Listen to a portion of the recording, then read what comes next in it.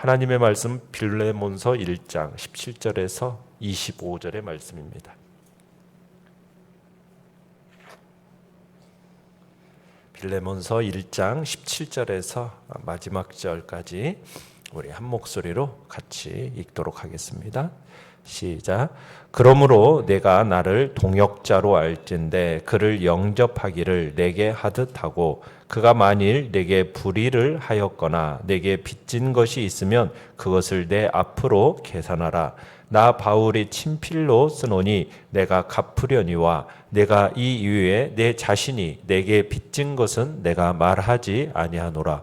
오 형제여, 나로 주 안에서 너로 말미암아 기쁨을 얻게 하고 내 마음이 그리스도 안에서 평안하게 하라. 나는 내가 순종할 것을 확신함으로 내게 썼노니 내가 말한 것보다 더 행할 줄을 아노라. 오직 너는 나를 위하여 숙소를 마련하라. 너희 기도로 내가 너희에게 나아갈 수 있기를 바라노라. 그리스도 예수 안에서 나와 함께 갇힌 자 에바브라와 또한 나의 동역자 마가, 아리스다고, 데마, 누가가 문안하느니라. 우리 주 예수 그리스도의 은혜가 너희 심령과 함께 있을지어다. 아멘. 오늘 말씀의 제목은 용서와 희생 속에 꽃피는 공동체라는 제목으로 말씀을 나눕니다. 바울은 그리스도 안에서 지닌 사도적인 권위로 오네시모를 당당하게 이제 명령할 수도 있었지만 그렇게 하지 않죠. 사랑의 근거에서 빌레몬에게 호소하는 것을 우리가 보고 있습니다. 오네시모를 빌레몬에게 되돌려 보내게 되는 경위를 어제 설명을 하면서 오네시모가 과거에는 빌레몬에게 무익한 사람이었지만 현재는 빌레몬에게 뿐만 아니라 바울 자신에게도 유익한 자이다라는 것을 말하였죠. 그리고 이제 빌레몬에게 오네시모의 지난날의 그 과오를 용서해 줄 것과 그리고 하나님 나라의 일꾼으로서 그가 복음 사역에 헌신할 수 있도록 허락해 줄 것을 부탁하고 있는 것을 우리가 이 빌레몬서를 통해서 보고 있습니다.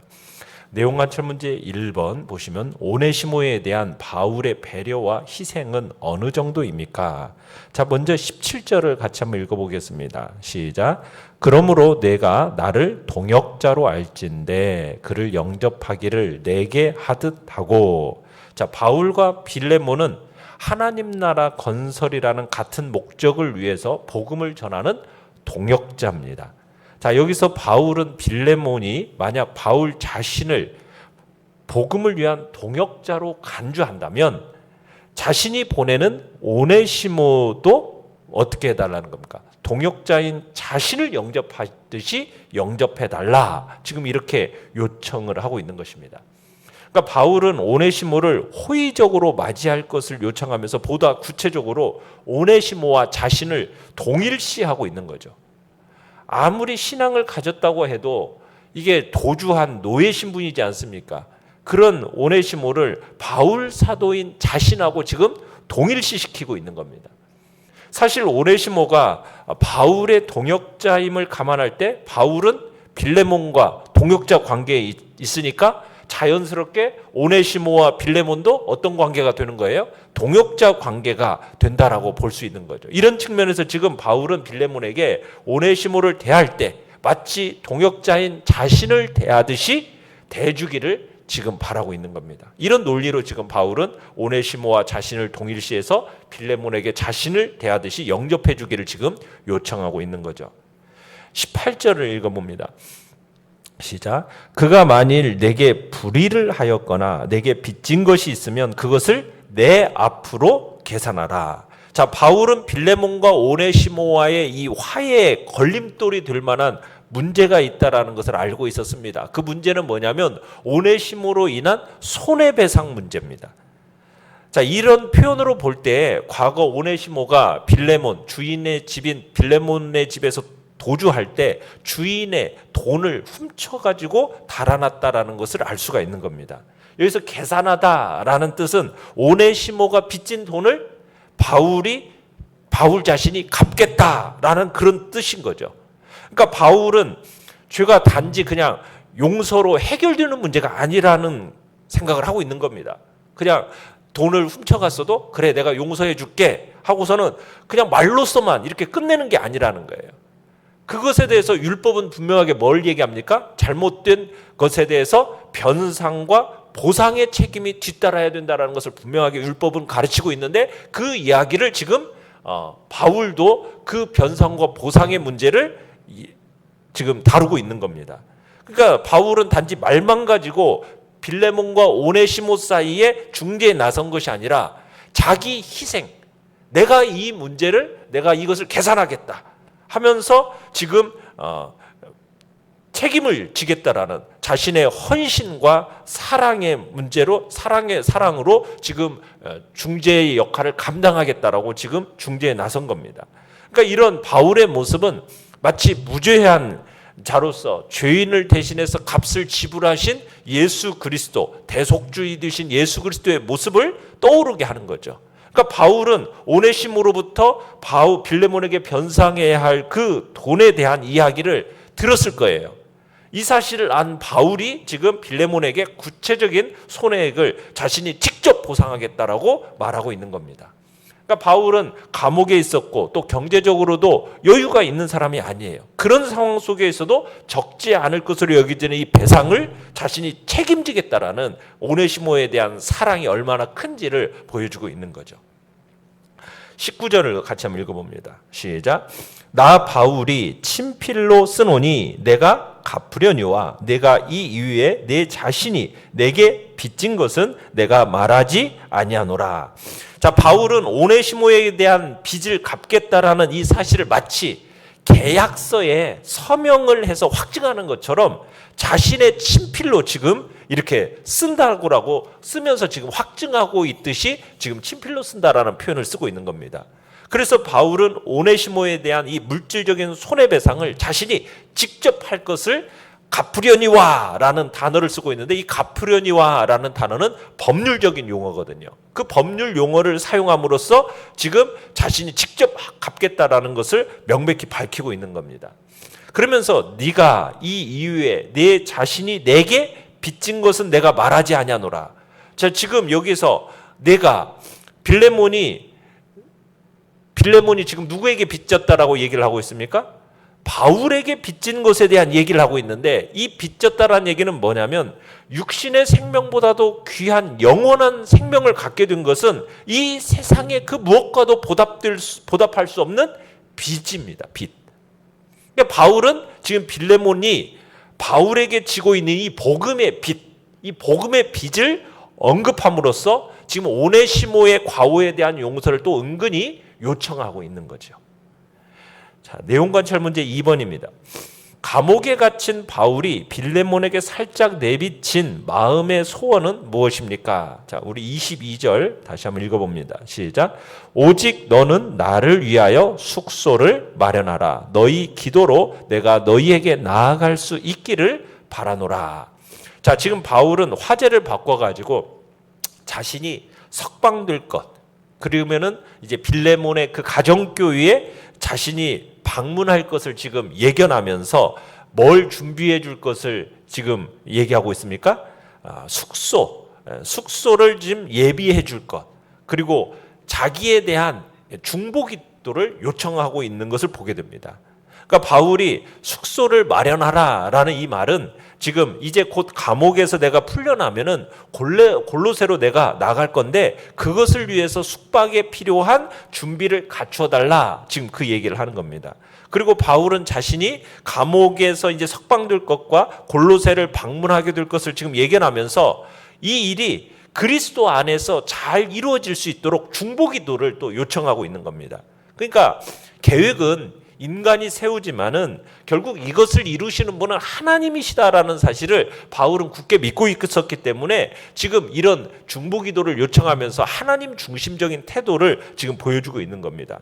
자, 이런 기도의 요청은 골로새 교인들을 향한 어떤 기도의 훈련을 시키면서도 자신의 방문을 영적으로 준비하게끔 하는 의미도 지니고 있는 거죠. 연구와 묵상 문제 3번입니다. 바울 자신이 말한 것보다 빌레몬이 더 행할 줄로 확신하는 이유는 무엇일까요? 자, 21절을 같이 한번 읽어봅니다. 시작. 나는 내가 순종할 것을 확신함으로 내게 썼노니 내가 말한 것보다 더 행할 줄을 아노라. 그러니까 바울은 빌레몬의 그 인품에 대해서 잘 알고 있었기 때문에 지금 더 행할 줄로 확신한다라는 이야기를 하고 있는 겁니다. 우리가 전에 봤던 4절로 7절의 이야기에서도 보면은 빌레몬에 대해서 빌레몬이 어떤 사람이었는지, 주님의 말씀에 정말 믿음과 사랑이 정말 풍성한 사람이었다라는 것을 이제 얘기를 해주고 있죠. 그것을 잘 알고 있었던 겁니다. 그래서 바울은 오네시모에 대한 이 중재의 부탁을 빌레몬이 흔쾌히 들어줄 거라는 확신한다라고 밝히면서 빌레몬에게 자신의 지금 심경을 보다 분명히 전하고 있는 겁니다. 그러니까 바울은 빌레몬의 이 선한 결정을 이미 확신하고 편지를 기록했던 겁니다. 그런데 바울이 여기서 말하는 순종이라는 것은 사도 바울 자신의 어떤 사도적인 권위에 대한 순종이라기보다는 말씀에 대한, 빌레몬이 자신이 믿고 지금까지 순종해 왔던 하나님의 말씀에 대한 순종이라는 거죠. 그러니까 여기서의 순종은 단순히 그냥 바울의 부탁에 대한 순종이 아니라 하나님의 뜻에 대한 순종으로서 지금 오네시모를 주 안에서 기꺼이 받아들이는 겁니다. 지금 빌레몬이 하나님의 뜻을 알고 그 뜻에 순종하는 사람이니까 그는 지금 바울이 요청하는 것보다도 더 많은 선한 것을 행할 수도 있다라고 이건 지금 얘기하는 거죠. 그러니까 이건 이제 진정으로 바울의 요구와 그 간청의 수준을 넘어서서 자발적으로 하나님의 사랑을 실천하는 그런 높은 신앙의 수준의 사람이다라는 것을 바울은 빌레몬에 대해서 확신을 하고 있었던 겁니다. 그러면서 이제 바울이 지금 이런 표현을 쓰고 있는 거죠. 내가 순종할 것을 확신하는데 내가 말한 것보다도 더 행할 줄을 안다. 지금 이렇게 표현하고 있는 것입니다. 근데 오늘 본문 서신에서는 바울의 이 요청의 결말에 대해서 어떻게 되었는지는 얘기하고 있지 않아요. 그런데 아마 빌레몬은 바울의 요청의 수준보다도 훨씬 더 많은 은혜를 오네시모에게 베풀었을 거다 우리는 기대를 하죠.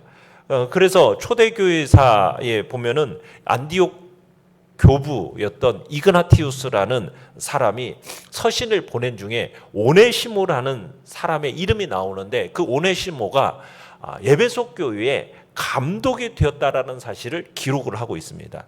그래서 여기서 이제 이그나티우스가 쓴 오네시모와 이 빌레몬의 이 오네시모가 동인 인물이라고 우리가 볼 때 바울의 이 바울 사도의 이 애정어린 편지와 이 빌레몬의 사랑의 용서가 이전에 그 도주한 노예였던 사람을 훗날에 에베소 교회의 감독으로 만드는 그런 놀라운 결과를 낳았다. 우리는 볼 수 있게 되는 것입니다.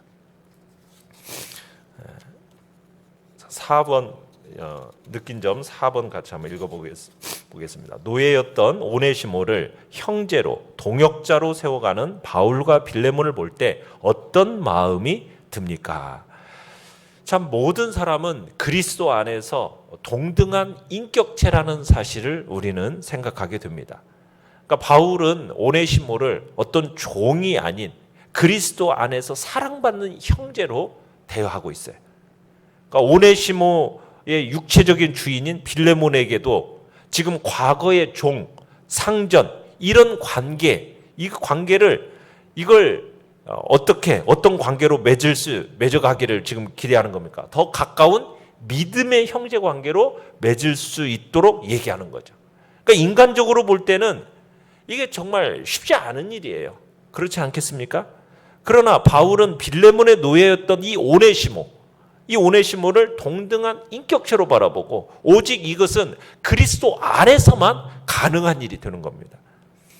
모든 사람은 그리스도 안에 있을 때 서로 간의 중간에 막힌 담을 예수 그리스도께서 십자가로서 허물어 버리심으로 이제는 그리스도 안에서 하나가 되도록 만들어내셨어요.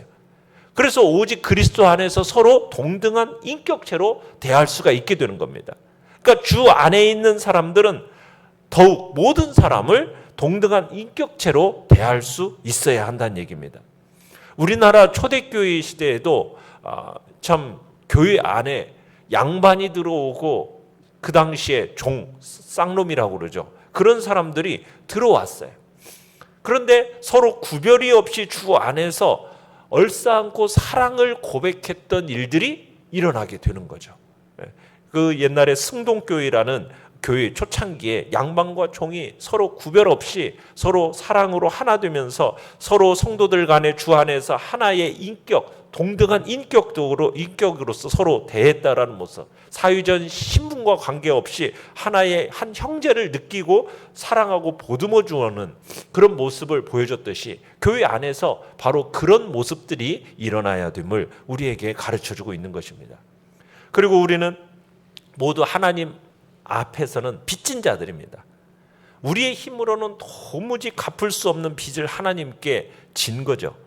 이 빚은 죽음으로만 해결될 수 있는 빚이었어요. 그런데 하나님께서 우리를 불쌍히 여기시고 은혜를 베푸셔서 예수 그리스도를 통해서 우리의 그 모든 빚을 다 탕감해 주셨습니다. 정말 하나님의 하혜와 같은 은혜를 우리는 입은 거예요. 그러면 누가 나에게 잘못을 범했을 때 우리는 어떻게 해야겠느냐는 거예요. 마땅히 그를 용서하고 용납해야 하지 않겠느냐는 거죠.